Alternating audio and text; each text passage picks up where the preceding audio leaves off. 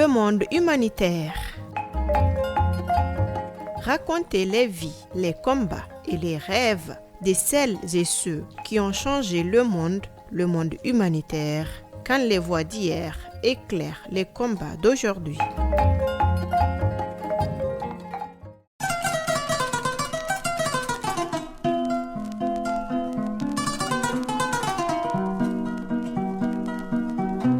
Bonjour et bienvenue sur les ondes de la radio HDFM. Je suis Djelika Silla, ravie de vous retrouver pour ce numéro de votre émission Le monde humanitaire. Ce programme nous plonge dans l'histoire de l'humanitaire, dans ses fondements, dans ses grandes figures et dans les combats qui ont marqué son évolution. Nous parlons de celles et ceux qui, par leur courage et leur vision, ont façonné un mouvement devenu universel. De Henri Dunant, père fondateur de la Croix-Rouge, à Eglantine Dib, mère des droits de l'enfant, en passant par des organisations comme Médecins sans frontières ou le HCR, nous retraçons des parcours, des engagements et des héritages. Mais nous parlons aussi de l'humanitaire d'aujourd'hui, de son rôle face aux guerres, aux famines, aux crises climatiques et aux déplacements massifs de population. Car comprendre l'humanitaire, c'est comprendre comment, chaque jour, il sauve des vies et défend la dignité humaine. Le monde humanitaire, c'est donc une plongée dans un siècle et demi de solidarité internationale, mais aussi un regard lucide sur les défis du présent. Aujourd'hui, nous allons nous intéresser à une organisation internationale majeure, Plan International. Ensemble, nous allons découvrir son histoire, comprendre son rôle dans le monde, parcourir ses principaux domaines d'intervention, avant de terminer par un regard particulier sur Plan International Mali, présent dans notre pays depuis plusieurs décennies.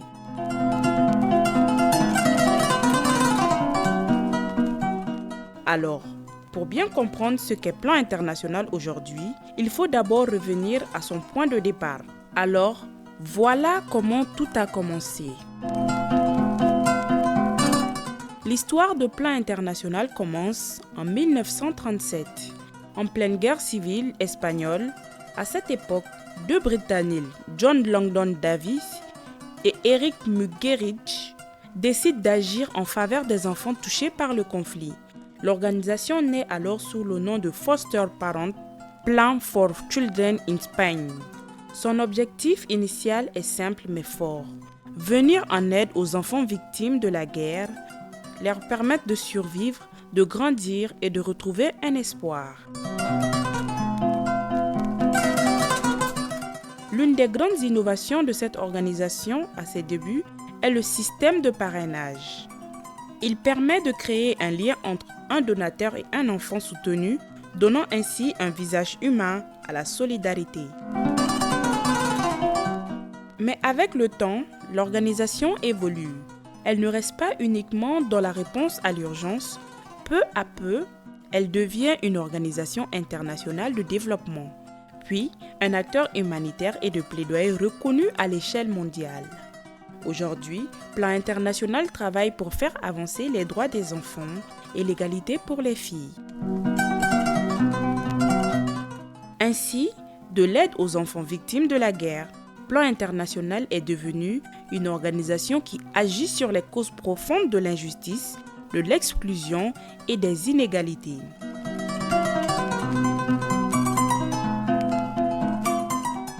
Et justement, maintenant que nous savons comment cette organisation est née, une question se pose naturellement. Quel est précisément son rôle aujourd'hui ? Après l'histoire, nous arrivons donc au mandat et à la mission de l'organisation. Aujourd'hui, Plan International est une organisation internationale de développement et de l'action humanitaire qui place au cœur de sa mission les droits des enfants et l'égalité pour les filles. Elle travaille avec les enfants, les jeunes, les familles, les communautés, les autorités publiques et les organisations partenaires pour construire un monde plus juste. Sa vision est claire, faire en sorte que les familles puissent apprendre, décider, s'exprimer, être protégées et jouer pleinement leur rôle dans la société. Dans sa stratégie mondiale, Plan International affirme d'ailleurs une ambition forte. Voir les filles debout, fortes et capables de créer le changement dans leur communauté et dans le monde.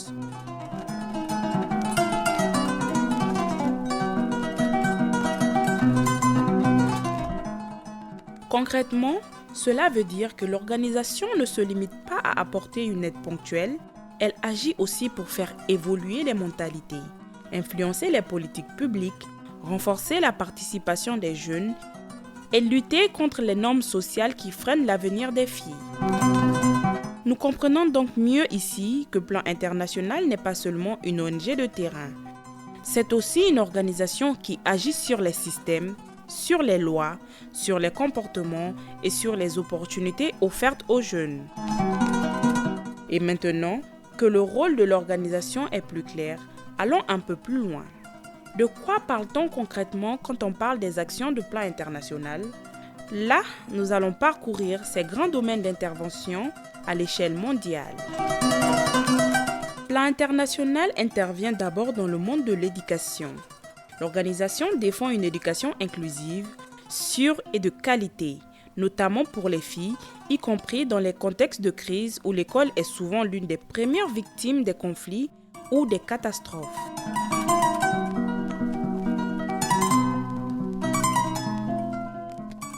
Elle agit aussi dans le domaine de la protection des enfants et des adolescentes.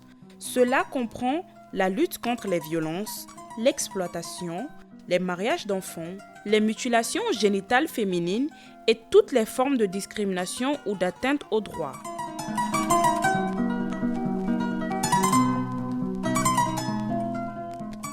Autre domaine important, l'autonomisation des jeunes. Plan International soutient l'acquisition des compétences, l'insertion économique, le leadership et la participation citoyenne des jeunes, particulièrement des jeunes femmes. Enfin, l'organisation intervient également dans les situations d'urgence humanitaire pour protéger les enfants, soutenir les familles déplacées, préserver la continuité éducative et répondre aux besoins spécifiques des filles dans les crises. En résumé, Plan International agit là où les enfants et les jeunes, surtout les filles, risquent d'être laissés de côté. Et après ce regard global, il est temps de rapprocher la focale. Après le monde, revenons chez nous. Voyons maintenant comment cette mission internationale prend forme ici même au Mali. Plan International est présent au Mali depuis 1976.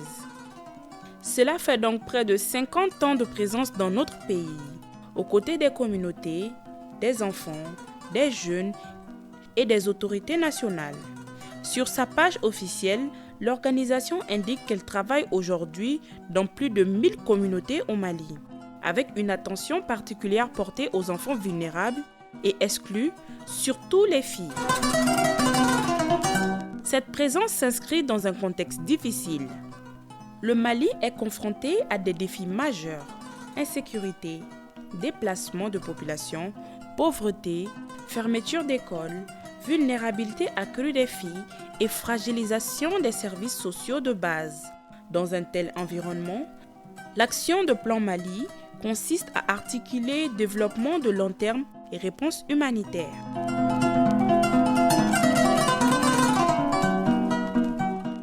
Plan Mali met surtout l'accent sur l'éducation, la protection, la santé et les compétences des jeunes. Mais pour mieux comprendre ce travail, nous allons maintenant entrer dans les détails. Commençons par un domaine fondamental, l'éducation. Au Mali, l'accès à l'éducation demeure un défi majeur, notamment dans les zones touchées par l'insécurité. C'est pourquoi Plan International Mali intervient pour soutenir la continuité scolaire, maintenir les enfants à l'école et protéger particulièrement le parcours éducatif des filles. Dans certaines zones, l'organisation soutient les familles par des aides concrètes. À Mopti, par exemple, un programme de transfert monétaire inconditionnel a appuyé 1159 personnes vulnérables dont 805 femmes, afin d'aider les ménages à faire face à la crise et à maintenir les enfants sur le chemin de l'école. Plan Mali a également soutenu des cantines scolaires et d'autres approches qui montrent une réalité simple. Un enfant ne peut pas apprendre correctement si sa famille est en situation extrême de précarité. On le voit bien, ici, l'éducation n'est pas seulement une question de salle de classe ou de manuel scolaire. Elle est aussi une question de protection, de stabilité et d'avenir. Et justement, quand on parle de protection, cela nous amène naturellement au volet suivant. Après l'école, parlons maintenant de la sécurité et de la dignité des filles.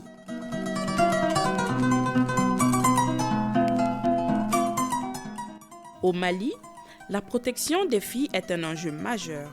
Les violences, les mariages précoces et les mutilations génitales féminines restent des réalités préoccupantes.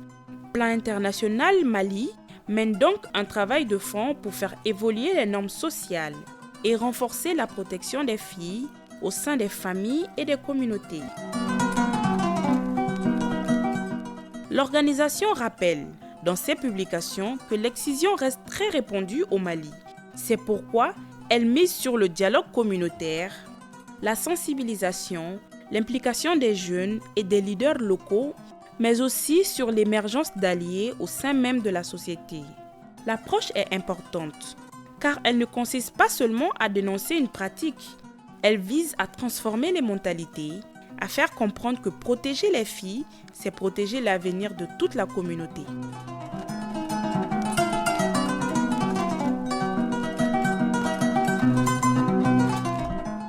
Et cette logique de protection conduit aussi à une autre question essentielle. Comment aider les jeunes, et surtout les jeunes filles, à devenir plus autonomes? C'est ce que nous allons voir à présent. Plan Mali agit également en faveur de la jeunesse, notamment par le développement de compétences et l'accompagnement vers une plus grande autonomie économique. Plusieurs récits de terrain publiés par l'organisation mettent en lumière des jeunes femmes soutenues dans les activités génératrices de revenus, dans la couture, dans l'apprentissage professionnel ou dans la construction de leur propre avenir. Cette approche repose sur une idée forte. Une jeune fille qui connaît ses droits, qui acquiert des compétences et qui gagne en autonomie est mieux armée pour résister aux violences, au mariage précoce et à l'excision.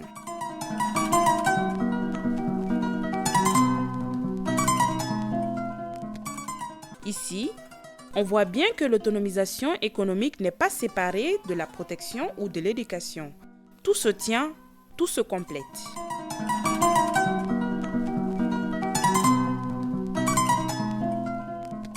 Et dans un pays comme le Mali, cela nous amène aussi à un autre aspect important du travail de Plan International, sa réponse face aux crises humanitaires.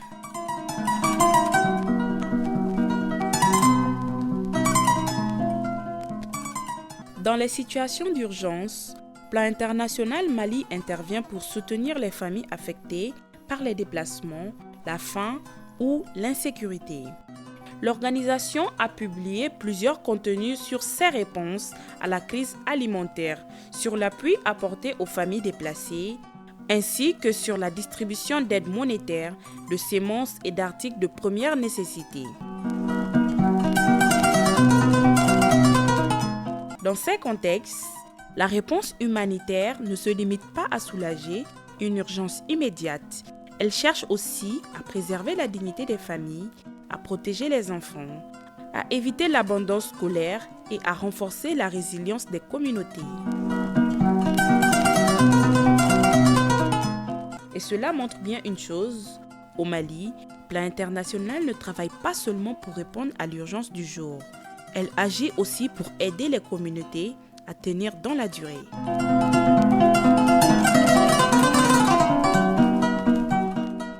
Mais il y a encore un autre domaine dans lequel Plan Mali joue un rôle important et que l'on connaît parfois moins, la santé. Plan International Mali joue aussi un rôle significatif dans le secteur de la santé. En mars 2024, le Fonds mondial a annoncé que le gouvernement du Mali, Arcade Santé Plus et Plan International Mali avaient signé 3 nouvelles subventions d'un montant total de 102 millions d'euros pour poursuivre la lutte contre le VIH, la tuberculose et le paludisme tout en renforçant les systèmes de santé.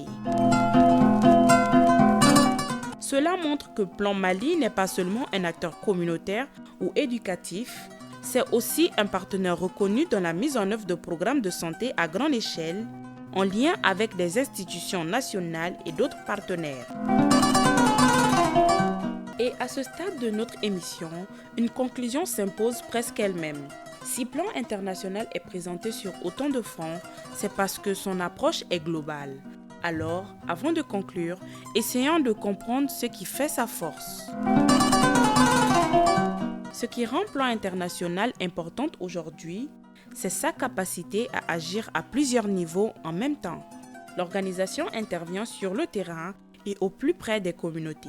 Mais elle agit aussi sur les politiques publiques, sur les normes sociales, sur la participation des jeunes et sur la place des filles dans la société. Au Mali, cette approche est particulièrement pertinente, car dans un pays marqué par les crises multiples, agir pour l'école, pour la protection, pour la santé, pour l'autonomie économique et pour la dignité des filles, c'est contribuer directement à la stabilité et à l'avenir du pays.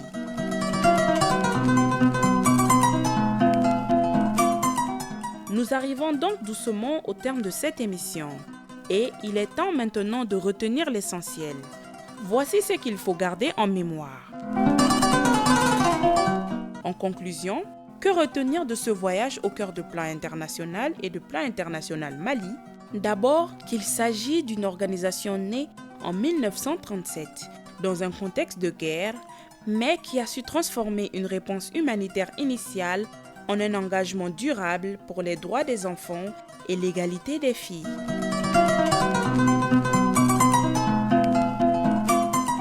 Et l'égalité pour les filles. Ensuite, qu'au Mali, où elle est présente depuis 1976, Plan International s'est imposé comme un acteur enraciné, engagé et utile, travaillant dans plus de 1000 communautés pour soutenir l'éducation, la protection, la santé, la jeunesse et la résilience des populations. À travers son action, on comprend une chose essentielle. Investir dans une fille, c'est investir dans toute une communauté. Protéger une adolescente, accompagner une jeune femme, soutenir une famille déplacée, aider un enfant à rester à l'école, ce ne sont pas de petites actions isolées. Ce sont des gestes qui changent des trajectoires de vie.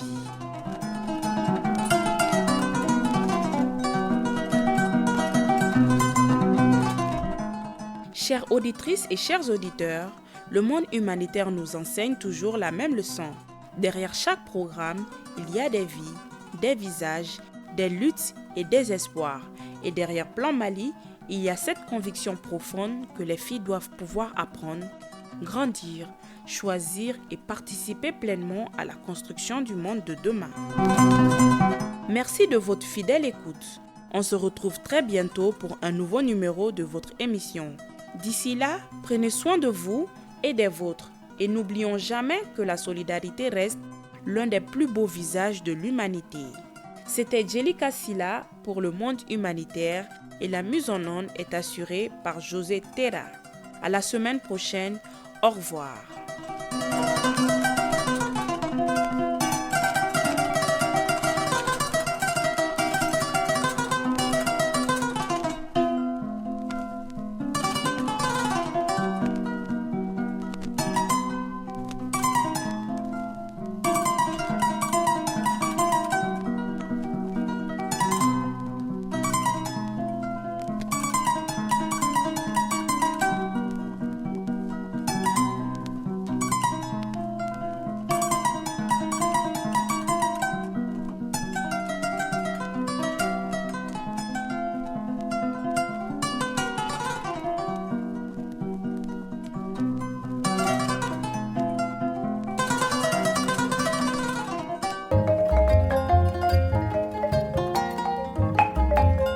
Le monde humanitaire. Racontez les vies, les combats et les rêves de celles et ceux qui ont changé le monde humanitaire, quand les voix d'hier éclairent les combats d'aujourd'hui.